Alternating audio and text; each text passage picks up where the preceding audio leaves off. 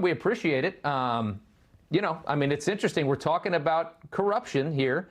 What do you make of what we're seeing in Philadelphia? If the question is, are the Democrats stealing votes in Philadelphia? My answer is the Pope Catholic? It's a time-honored tradition in big Democrat-controlled cities like Chicago, my hometown, Philadelphia, to do precisely what they're doing now. I've never seen it on such a magnitude. Because this, I think, is an indication of just how widespread it is, how deep it is, and I don't think it's just confined to Philadelphia. My instincts, again, coming out of Chicago Democratic politics, my instincts tell me it's going on in Atlanta, it's going on in Detroit, it's going on in Milwaukee, it's going on in Las Vegas. It's like what Justice Powell said about pornography. You can't define it, but you know it when you see it.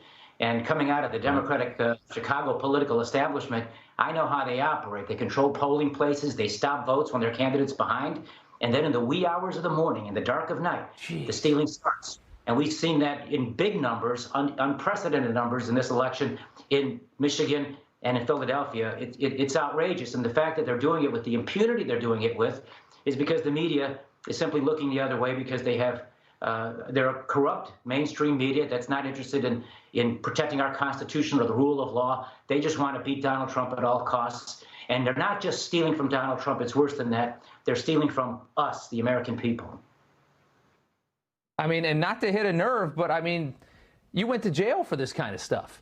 I mean, is it really that common? I mean, you said it's all over the place? In Democrat big cities where they control the political apparatus and they control the apparatus that counts the votes and they control the polling places and the ones who count those votes, it's widespread and it's deep. And as I said, it's a time-honored tradition. It's the kind of thing where everybody knows it happens. Now, I did not go to prison for that. I took on that corrupt Democrat machine, and they brought me to ruin. They destroy you when you take on a system, when you won't play ball, and when you take them on.